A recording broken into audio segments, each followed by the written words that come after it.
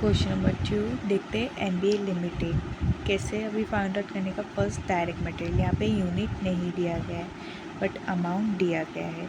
अभी यूनिट कैसे find out करने का, क्वेश्चन में देखो यहाँ पे सेल्स दिया है, सेल्स में दिया गया यूनिट 19,000 यूनिट और अमाउंट भी दिया गया 22,80,000। अभी हमें यूनिट फाइंड आउट करना है। सेल्स का हमें मिल गया है 19,000।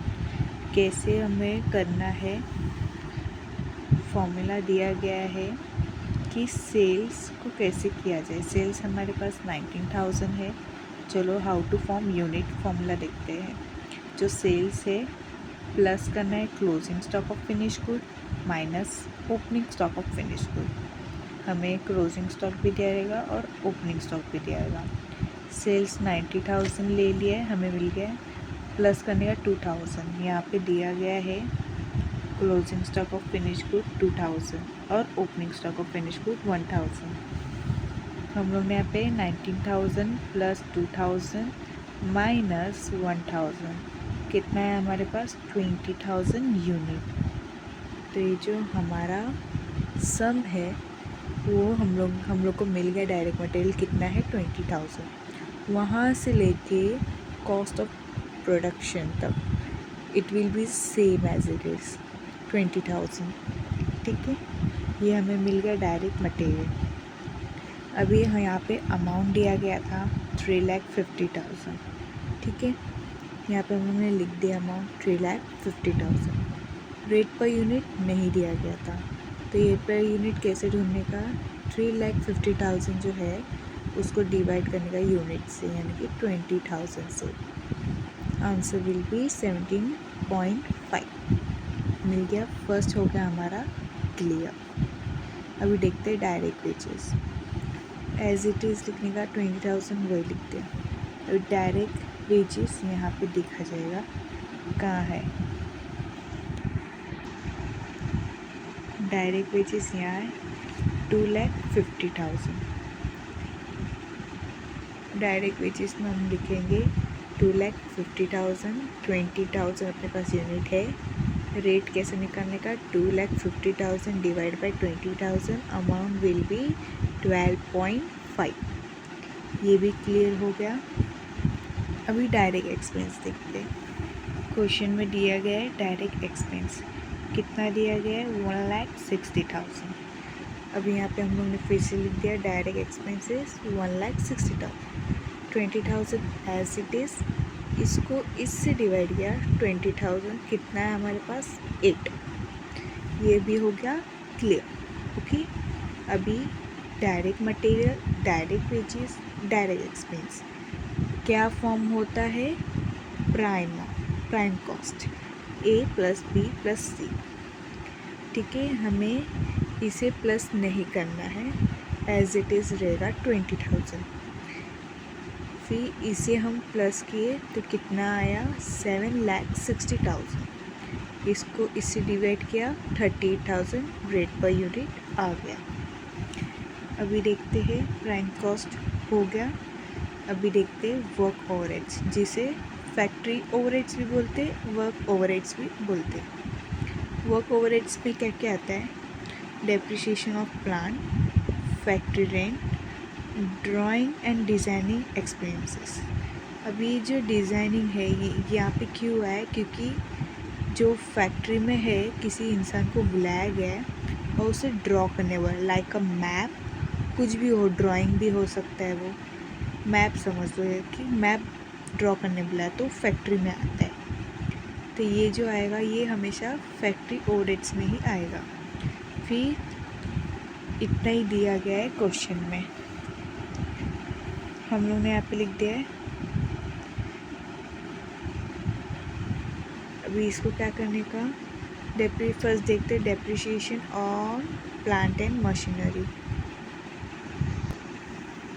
Depreciation on plant and machinery कितना दिया गया है 95,000। भी इजी है, हम लोग को सेम एज इट इज़ लिखना है। 20,000 एज इट इज़, फिर 95,000 डिवाइड बाई 20,000 आ जाएगा 4.75। ये हो गया। फैक्ट्री रेंट, अभी ढूंढे इसमें से फैक्ट्री रेंट किधर है, इधर है, कितना है 1,50,000, लिख दिया फैक्ट्री रेंट 1,50,000 डिवाइड बाय 20,000, क्या आ जाएगा रेट पर यूनिट 7.5। ये भी हो गया चेक। अभी ड्राइंग एंड डिज़ाइनिंग एक्सपेंसेस, किधर है ड्राइंग एंड डिज़ाइनिंग, इधर है ड्राइंग एंड डिज़ाइनिंग, कितना है 55,000। आ जाएंगे हम लोग इधर drawing and designing 20,000 as it is और 55,000 डिवाइड बाई 20,000, क्या आ जाएगा 2.15 अपना रेट पर यूनिट। ठीक है, ये भी हो गया चेक। अभी ये जो है इसका हम टोटल करेंगे, 1 2 3, इसको टोटल किया 3 लाख आया, इससे डिवाइड किया 20,000, क्या आया हमारा रेट पर यूनिट 15। ठीक है, ये हमारा था टोटल वर्क ओवरहेड जो हम लोग ने अभी किया, ये हो गया हमारा क्लियर। अभी इसके बाद ऑफिस आया, अरे फैक्ट्री आया, वर्क कॉस्ट, उसके बाद वर्क कॉस्ट आता है, किसको प्राइम कॉस्ट और अपना ये वर्क ओवरहेड्स को मिला के आता है वर्क कॉस्ट। वर्क कॉस्ट में इसको और इसको प्लस करना है, दिस वन और ये, क्या आंसर आएगा ये 20,000 एज इट इज़, और इसको प्लस किया तो आया 10,60,000, और इसको इससे डिवाइड किया आया 53। ये भी हो गया वर्क कॉस्ट चेक। अभी फैक्ट्री हो गया हमारा, फैक्ट्री हो गया। अभी आएगा ऑफिस के खर्चे, ऑफिस बोल सकते हैं या फिर एडमिनिस्ट्रेशन ओवरहेड्स यानी कि एक्सपेंसेस, ओवरहेड्स मतलब उसमें क्वेश्चन में दिया गया है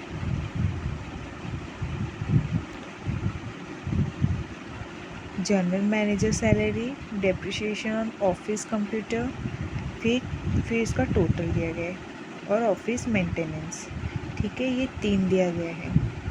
वी जनरल मैनेजर सैलरी कितना है 3,90,000, यहाँ आ जाएंगे 3,90,000, 20,000 एज इट इज़, इसको इससे डिवाइड किया आ गया 19.5 रेट पर यूनिट अपना। ठीक है, ये भी हो गया क्लियर। अभी डेप्रिसिएशन ऑन ऑफिस और कंप्यूटर दिख सकते हैं, depreciation on office and computer 1,70,000, इससे इसे डिवाइड किया, रेट पर यूनिट कितना है 8.5। ठीक है, इजी है। फिर ऑफिस मेंटेनेंस में भी क्या है, चार्ज कितना गया है 1,80,000। देखते हैं, यहाँ पे आ गया 1,80,000 डिवाइड बाय 20,000 आ गया 9 रेट पर यूनिट।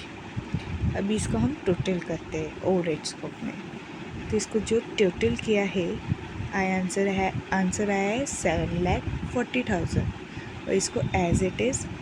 ठीक है, इसको टोटल कर लिया हम लोग ने, इससे डिवाइड किया आ गया 37 हमारा रेट पर यूनिट।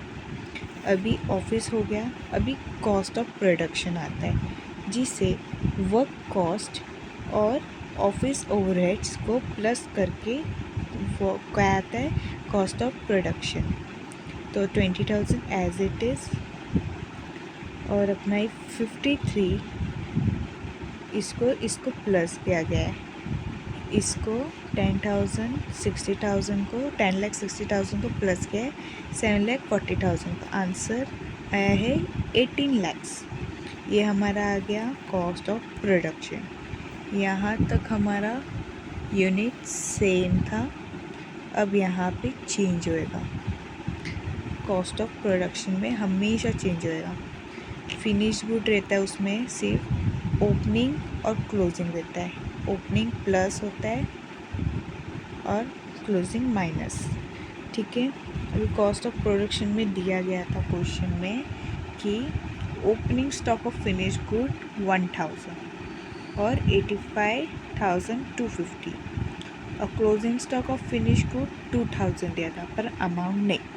अभी इसमें नीचे लिखा गया था जो closing stock of finish good है वो वैलिड हो जाएगा कॉस्ट ऑफ प्रोडक्शन, यानी कि जो कॉस्ट ऑफ प्रोडक्शन का था यानी कि 90 ना, वो 90 इधर आ जाएगा। सिर्फ रेट पर यूनिट हमेशा सेम रहेगा, जो कॉस्ट ऑफ प्रोडक्शन करेगा वो ही इसका रहेगा। ओके, अभी देखते क्या है। ओपनिंग स्टॉक दिया था, ओपनिंग स्टॉक 1000, ओके, वो यहाँ पे लिख दिया है। उसका अमाउंट दिया था 85,250। इसको डिवाइड किया, आंसर मिला rate per unit. Closing stock 2000 minus होगा, यहाँ पे 1000 था, यहाँ पे 20 था। 20 प्लस 1000 21,000 माइनस 2000 19,000। ये हमारा क्या है, कॉस्ट ऑफ गुड सोल्ड। यहाँ पे भी सेम होगा, इसको प्लस किया, इससे माइनस किया, आंसर आया 70,05,250। ठीक है, ये हमारा हो गया कॉस्ट ऑफ गुड सोल्ड। ये हमारा सब हो गया। अभी cost of production over. Selling and distribution, जो भी खर्चे होते हैं एडवर्टीज़मेंट के, डिलीवरी के, सब इसमें भी आएगा। तो सेलिंग एंड डिस्ट्रीब्यूशन ओवरहेड्स, इसमें क्वेश्चन में दिया गया है ट्रेड फेयर एक्सपेंसेस, एडवर्टीज़मेंट और डेप्रिसिएशन ऑन डिलीवरी वैन, 3 दिया गया है। ठीक है, यहाँ पे देखा जाएगा ट्रेड फेयर एक्सपेंसेस कितना है, 85,000। अभी यहाँ पे 85,000 लिख दिया है, डिवाइड बाय 90,000 जो मिल गया था हमें कॉस्ट ऑफ गुड सोल्ड में, वो अभी इसको इससे डिवाइड किया, क्या आया 4.5। ठीक है, इजी था। अभी एडवर्टीज़मेंट भी देखो कितना है, 1,85,250 लिख दिया हम लोग ने। 1,85,250 डिवाइड बाई 19,000, क्या आ जाएगा रेट पर यूनिट, 9.75 हो गया। अभी डेप्रिसिएशन ऑन डिलीवरी चार्ज कितना है, डिलीवरी चार्ज पे 1,14,000, यहाँ पे लिख दिया हम लोग ने 1,40,000 डिवाइड बाई 19,000, क्या आ गया 6 रेट पर यूनिट।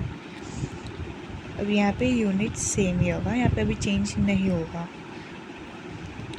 हो गए, फिर अभी टोटल करेंगे हम लोग, इसको टोटल किया, आंसर आया 3,84,750।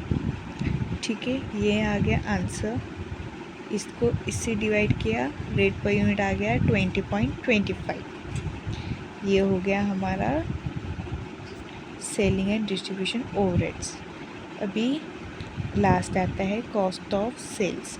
कॉस्ट ऑफ सेल्स में क्या किया जाता है, जो कॉस्ट ऑफ गुड्स सोल्ड है उसको और सेलिंग एंड डिस्ट्रीब्यूशन ओवरहेड्स को प्लस किया जाता है, यानी कि इसको एंड दिस प्लस किया जाता है, आंसर विल बी दिस 20,90,000 आ गया 90,000। इसको डिवाइड बाई किया, रेट पर यूनिट कितना है 110 आया। ये हो गया हमारा कॉस्ट ऑफ सेल्स। अभी प्रॉफिट कैसे निकालते, हमें सेल्स दिया गया है क्वेश्चन में, तो सेल्स क्या है 19,000 यूनिट, उसका अमाउंट भी दिया गया था 22,80,000। तो यहाँ पे हम लोग ने लिख दिया 22,80,000। ठीक है, हमें यूनिट मालूम है, सो डिवाइड किया 120 आया, और हमारे पास कॉस्ट ऑफ सेल भी है। कॉस्ट ऑफ सेल, इसको इससे माइनस करने का, ये है ना cost of sale minus sales, हमें मिल जाएगा प्रॉफिट। ये हमारा प्रॉफिट रेशियो है, दिस इज़ द प्रॉफिट। इसको इससे डिवाइड किया, answer rate per unit will be 10। बहुत इजी सम था, बस अपने को दिमाग लगाना है। ये वर्किंग नोट है,